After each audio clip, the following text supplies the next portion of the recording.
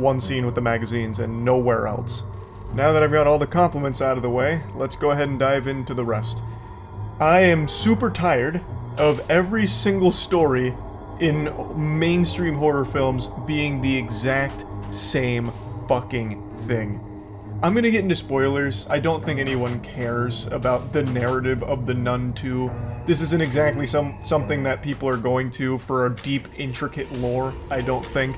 It does loosely tie into the Conjuring universe, but only because there's a post-credit scene that works like the Avengers, where the Warrens get a phone call and he's like, "How can I help you? I'm on it." That's the only tie-in. Other than that, there is nothing here that even connects it.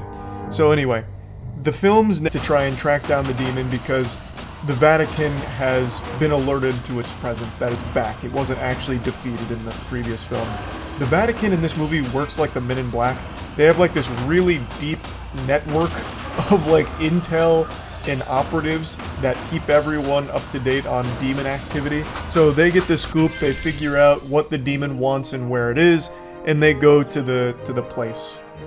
I'm just really speedrunning through all of this because most of the film is spent with just really lame, cheap jump scares and a complete absence of suspense or any real reason for what's unfolding.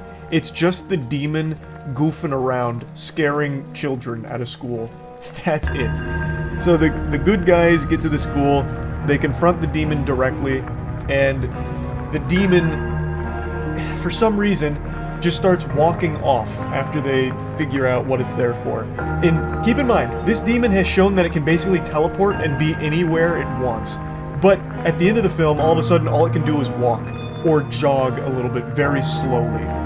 Which is another trope in horror films, where for the entire movie the demon can be everywhere, and now all of a sudden at the end, all it can do is walk at the speed of like an 85-year-old woman. Doesn't make any sense, but that's exactly what happens here, and the good characters are trying to stop it, and the demon punches one of them, which sends her flying against some glass, and then force pushes another one and keeps walking. Why not just kill them? The demon has superhuman strength. That punch sent her flying. Could have easily killed her, finished the job. Like, there was no reason the demon wouldn't do that. And the force push, again, could have easily just killed her instead. But makes the decision not to. They catch up to the demon after getting pushed away. They all together get the artifact, and it's a big struggle between the demon and the humans. Even though I don't know how that can even be a contest because the demon has superpowers. It could just push them away. But it scarcely uses that, and when it does, it's like a very light push. So they engage in this struggle over the artifact, and eventually the demon starts slamming one of the girls' heads onto the concrete, and I was like, oh, he's about to kill her. And then doesn't. After slamming her head on the concrete, the demon lifts her up in a chokehold, like he's about to perform a cane choke slam, and then one of the students grabs the artifact and runs away, and the demon looks, sees the girl running away, and for some reason just lightly drops the main character. When earlier in the film, he did something similar with a complete stranger and snapped her neck effortlessly. He could have easily done that to the main character and would have solved every single one of the demon's problems. Like, there would be no one left to stop him. But inexplicably just lets her go. And also, I forgot to mention this, a goat man gets summoned, which was actually kind of hype. This is another compliment, the goat man. I'm a huge fan of cryptids, and they legitimately made goat man here, and he chases people around on all four. It's really silly, and it made me giggle. So I did appreciate the goat being in here. That was cool. Actually looked like fucking Mr. Tumnus out of Narnia. It was a great across the street from a playground that has kids actively playing on it. It's so yucky. Now, I went over it on stream, so I'll play some of those clips, but there is actually a lot of developments from this story.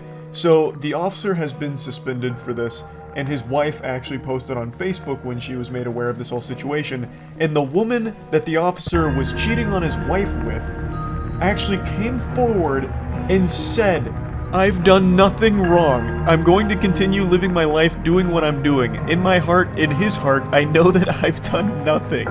He knows, Paula being his wife, "I've done nothing wrong. God is my higher power." God has abandoned you after this act of sin. You broke 11 of the 10 commandments with this act alone. You got your donut glazed by a married man on the job, in public, in front of children. That is downright diabolical. And you have the gall to say that you did nothing wrong? Mind-blowing. Now, she did say more about this situation, which I'll get to in a moment, but I want to play you the footage first so you can be caught up to speed on the lore here on what unfolded.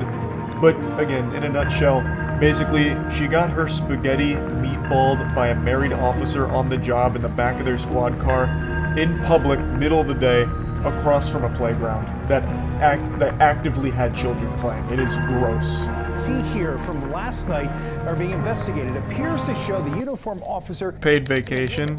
Yeah. In the back seat, you can see here, of this cruiser. Now, a man taped it all on his phone at a neighborhood park right next to Oxon Hill High School. What the fuck? Why there? He slabbed up outside of a high school to have sex with her in his car. What a weirdo. I still love that everything addresses X as formerly known as Twitter, or just straight up Twitter. Such a disastrous idea to try and change it to fucking X of all things. I was like, oh my god, there's kids around here at the Dow behind his wife's back. You know, so get that straight. I'm tired of rumors circulating. The most important thing is to know that this is not a one-night stand. In fact, he cheats often with me. And I guess publicly, too. What's so exciting? He's